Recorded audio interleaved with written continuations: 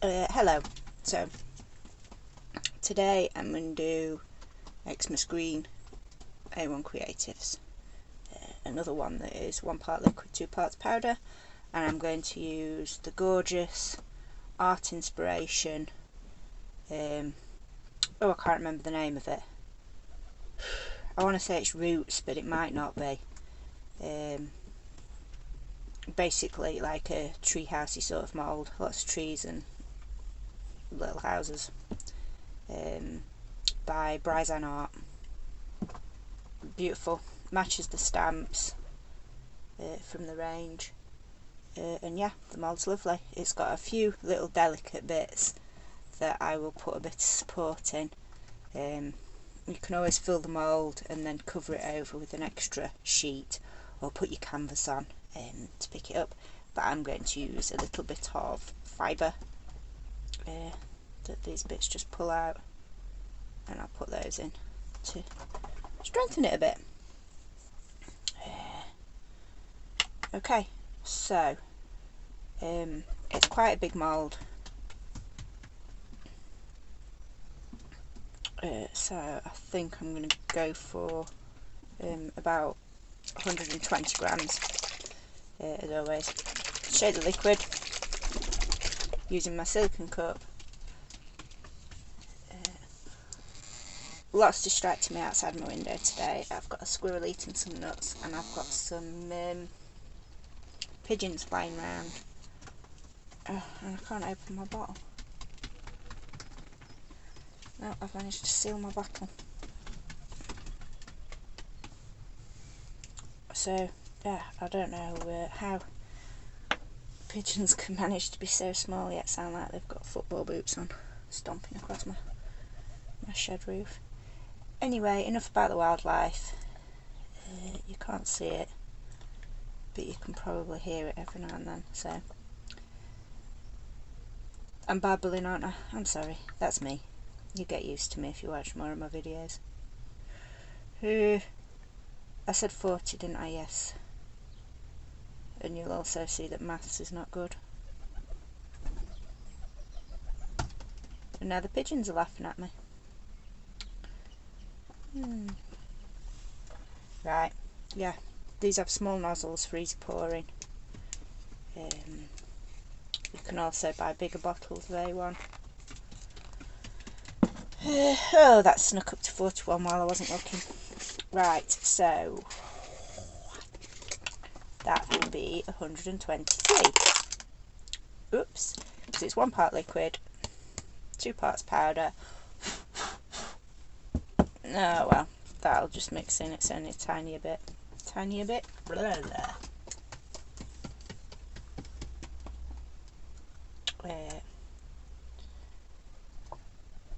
You want to get it as accurate as possible. Don't be guessing your amounts. Get some cheap scales.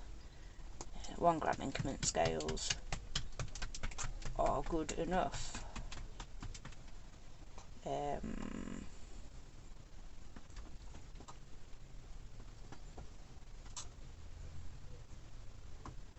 Concentration's not great today, and it doesn't help with the wildlife outside. Looking in backwards and forwards, backwards and forwards.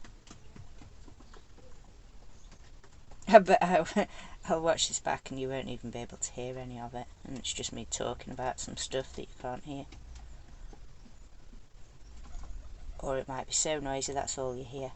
Oh no, my scales just died on me, I've taken too long.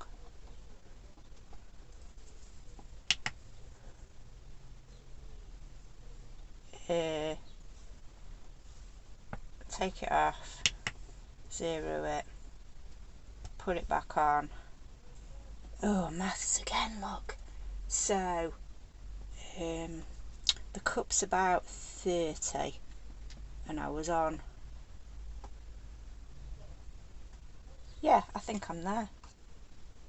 So I was only like a gram off anyway. So, yeah, that's right. So this cup's got a tiny bit of sediment in it, so it was actually 33 when I started it up.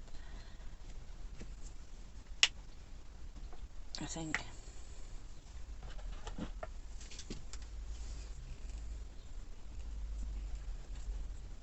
So, yeah, silicone cup, easy to mix, easy to reuse, easy to clean. These are the smaller ones. Does it say on the side of it how big it is? I'm not going to look now because I'll just spill it. There are measurements on the side of these cups, but I don't really use those for this. I much prefer to use the scales. It's much more accurate when they don't die on you halfway through weighing, because you're distracted by the wildlife.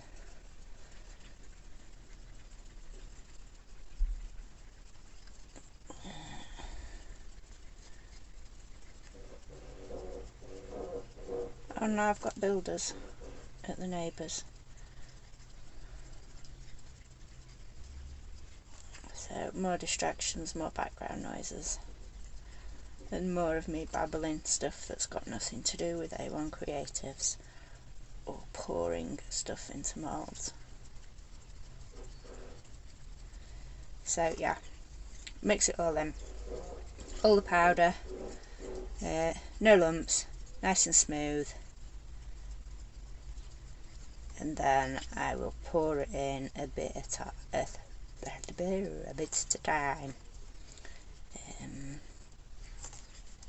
As I've got a couple of delicate bits, I'll leave it just over an hour. It should be set in an hour. Set, cured,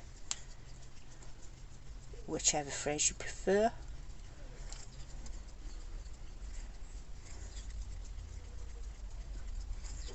But this is a lovely green shade.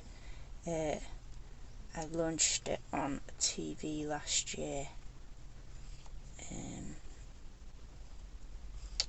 as part of the Christmas range, because as always this green is a popular Christmas colour, and last year it was one of the top colours. Although doing a search last year, everything seemed to be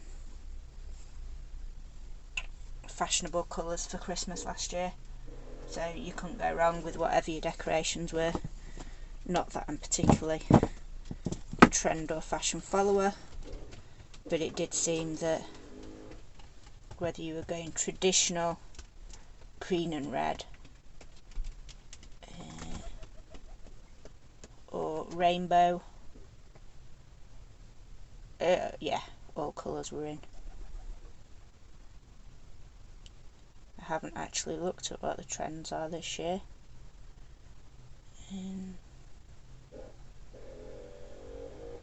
But yeah, I'm only talking Christmas because it is called Xmas Green, this one. And there are some conifers on this mould, which, you know, the Christmas trees. Oh, I've now got a pigeon audience watching me.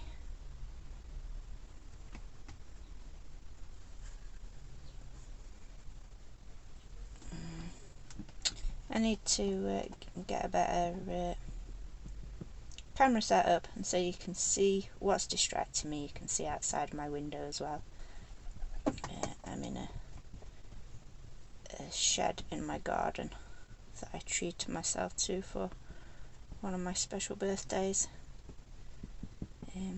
So then I'd got a little space to escape and relax in and do some crafting.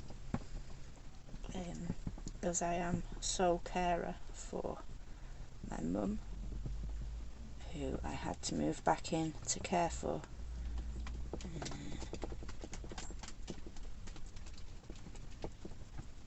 So yeah, I do this.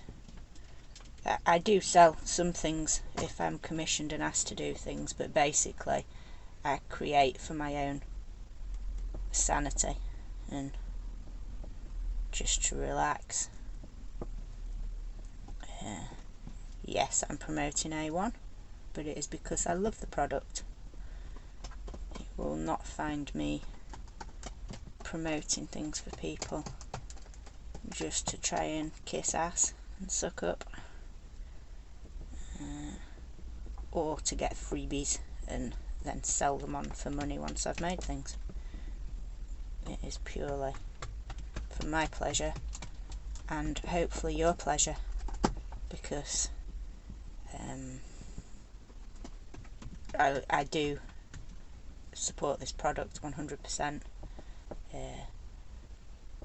I suffer from various things: glandular fever, ME, fibromyalgia, arthritis, and so some crafts are not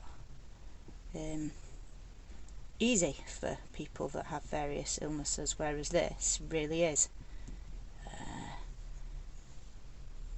minimal to no smell, non-toxic, eco-friendly, easy clean-up or no clean-up if you don't want to be cleaning up.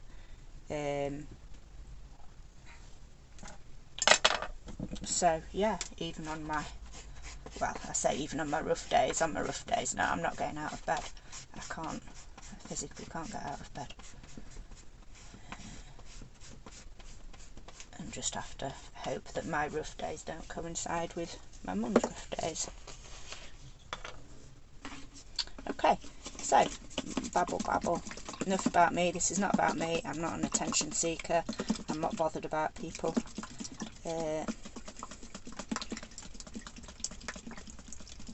Have to be popular and such. Been there, done that. Got the t-shirt. Not interested anymore. Not that likes and subscribes wouldn't be great. It'd be great if more people subscribe and like. But that's not what I'm doing for. I'm doing it for you guys, to hopefully encourage you to try this product, because it is great.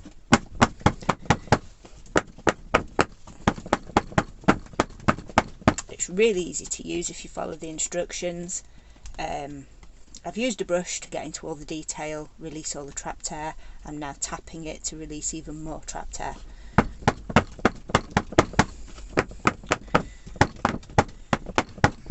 Which, to be fair, there shouldn't really be that much, as I've brushed it in.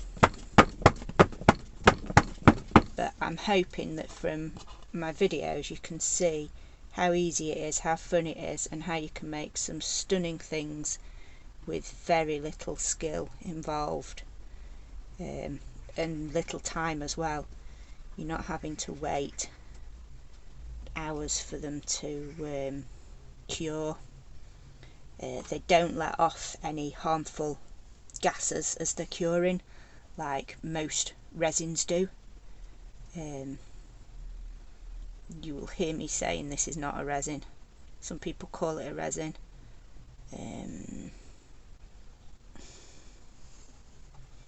I don't think it is. The definition of resin does not match this. It does not melt. It is not flammable. It's non-toxic. It doesn't get to the heat that resin gets to when it's curing. And even the resins that say that they are not harmful, when mixing they're not, but then when they're curing they let off toxic fumes. I wouldn't advise doing this around pets and such. My cat does regularly come into the shed with me, and I just have to be careful he doesn't jump up onto the table when I'm pouring, because it can be a pain at trying to just walk on anything I'm crafting with. He is a bit of a crafter, and when I'm doing die cutting and any card crafts, he will steal my pieces of card and paper. He loves watching Leona Poodle when she does her videos. He's fascinated by her.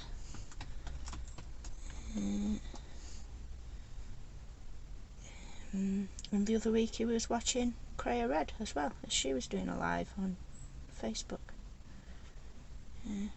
So yeah, I've got a cat that likes crafting.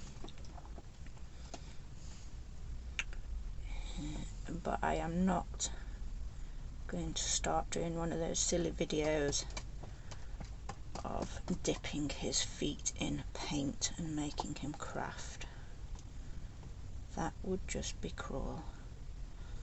And I'm not going to go on a rant about cruelty to animals either. I spend more time talking to animals than I do humans. I have much more respect for them. I'm babbling a lot. I'm sort of like sharing a bit too much here today, aren't I? Yesterday words were not coming out right at all, and today words just won't stop flowing. So yeah, if you're not learning anything about how to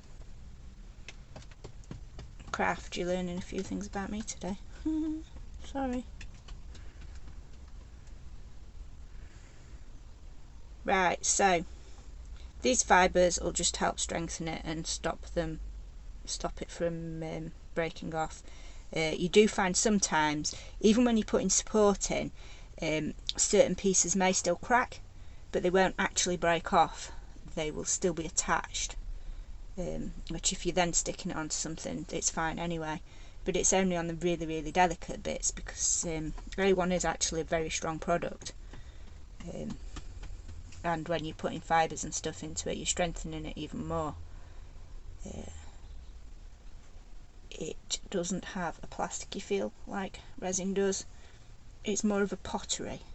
I guess it's a mix between, I don't like saying plaster of Paris either, because plaster of Paris, you think of that as quite a weak, flimsy material. Even though when you break your arm they use that, don't they? Or do they? I don't know. It's many, many years since I've broken anything and needed a pot on. So yeah, if you find it starts to cure in your pot a little bit and it's starting to go just a little bit firmer, you can give it another bit of a stir, as long as it's not set too much, and that just brings it back a little bit more to a slightly more fluid state. So then just pour more on to make sure that these make sure the moulds full, and that all the fibres are covered.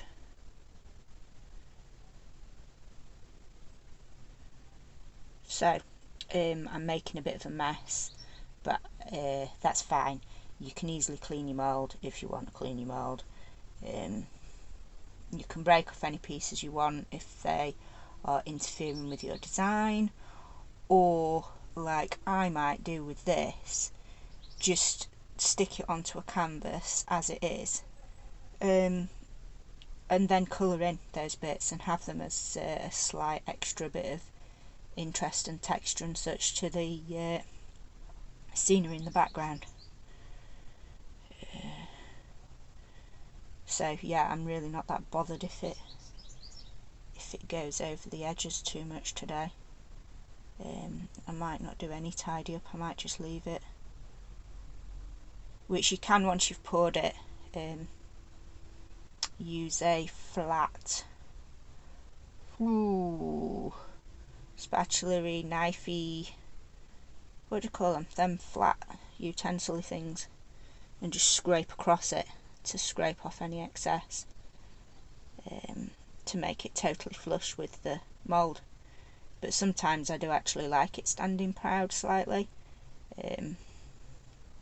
Yes, it can make for uneven gluing onto your project, but that's easily sorted with a bit of support in the background from either some A1 that's cured in your cup, or whatever, you know. If you're a mixed media artist, you grab whatever's to hand, don't you? I think I just blatantly poured that somewhere where there isn't a... Yeah. But that's okay. Doesn't matter. It's all just going to stick on the canvas afterwards, which I might try and do a video of that. I might not. I might just show you the end project. We'll have to see. So that wasn't a bad guess at 120. I'm just going to help it into those branchy bits, and then we'll give it a tap, and then I'm going to leave it for an hour-ish to cure. Yeah, it's much cooler here today, so you have about, I'd say about 10 minutes to play around with it. I guess you might have more like 15 minutes in cooler conditions to actually prod and poke and move it about and give it a bash. But once it has started curing in your mould, don't move your mould, or if you do, you want to do it really carefully, and be careful you're not cracking it, because that's the other thing where it is not similar to resin at all. Resin, as it is curing, you can move your mould, obviously careful not to tip it and spill it, but you won't crack it because it is a plasticky sort of stuff. Whereas this, because it is more like a pottery sort of thing, if you move your mould once it's started to cure, you run the risk of cracking it. So you need a nice safe place, safe level place where you are pouring it in the first place, and then it needs to be able to be left there for about an hour, a couple of hours if it's delicate, just to be safe. You don't want any animals walking on it, don't want any kids walking on it or touching it. Kids would walk on it when it's on a table. But yeah, somewhere nice and safe where nothing's gonna disturb it, just for an hour. And then after the hour, even a delicate mould, as long as you're careful and you're not bending it, you can potentially move it to a different surface. So if you were doing it, say, on the side in the kitchen and you suddenly needed to prepare dinner or something, you can do. As it is non-toxic and eco-friendly, it is safe to use on the side in the kitchen. It doesn't take up much room at all. I don't know if you can see, I'm using a very small area on my desk. My other crafting I do, it spreads out. Not that this hasn't spread out, because it has. I've got various things. I've got bits and pieces in mould. Mould there that's half full. Another one there that's got some dust in it. An embossing folder, because if you have any excess, if you've got an embossing folder or another mould, pour the rest into there. Don't waste any. Nothing needs to be binned with A1 Creatives. It can all be used in future projects. So that's a lot of babbling from me. I'm very sorry, but yeah, I think that should be okay now. You can sometimes see, I really don't think you can today though, you can see the little bubbles pop up. They're not big, they're only small, but they can interfere with the surface of your design, and they can be annoying. They can add interest and they can look cool, give you the shabby chic sort of feel depending on your mould. So with some things it really doesn't matter, but others, if you are wanting, you've bought a nice mould and you want all the details, this will go into all the details perfectly, and give you a true perfect cast and look gorgeous. It feels gorgeous, it looks gorgeous. You can paint it and add to it, but in its raw state it's beautiful as it is. It's really tactile once it's cured, and so if you do like, if you have any what do you call it, fidgety problems, I can't think of the medical term, where you like to touch something to make you feel safe, like a security blanket, it's great to cast something in A1 Creatives, and then just sit and feel it and touch it and play it and mess about with it in your hands. It's very relaxing and therapeutic. Okay, I will shut up now and leave this for an hour or so to cure and show you it in a bit. Haven't actually got, that's a bit low there. Let's see if I can get just a little bit more into that bit there. There we go, there's a little bit more in there. Okie dokie. Right, am going. I'm going. I'm gone. Okay, so it's been a couple of hours. I'll take this out and have a look. So as always, just gently, carefully ease it away from the sides a bit. This Art Inspirations mould is another really good quality silicone mould.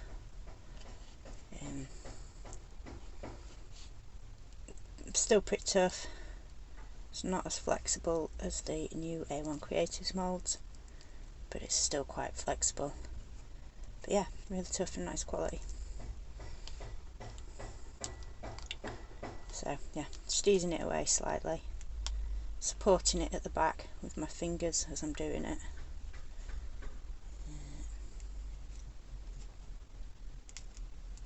And just being aware of these bits in between, push that away. There we go. As you can see, around the edges it's slightly lighter green. So it's obviously cured more than the rest of it, so the rest of it will drop back to that slightly lighter green. I can't get it close up in focus and get it all on at the same time. But yeah, beautiful design. Love it. I love trees and I love houses, and so Brejanzart artwork is perfect for me. And now that they're making moulds of his work, I'm so happy. Thank you, Art Inspirations, for turning them into mould form. I love the stamps, but as I love working with A1 Creatives, it really is a match made in heaven for me. Like I say, you can break off some of these excess bits if you want, but I think I'm probably going to use that in the background to give me a bit of shading and such when I stick it onto a canvas, because this will be going onto some sort of a canvas. So yeah, I hope that you liked that, and I'll have another video with a different variety or different technique or something soon. Thanks for watching. Please like and subscribe if you did. Yeah, thank you very much. A1 Creatives, Xmas Green and Art Inspiration Brejanzart. I think it's Roots. It might not be Roots. It's one of those anyway. Look them up. They're great. Thank you. Bye.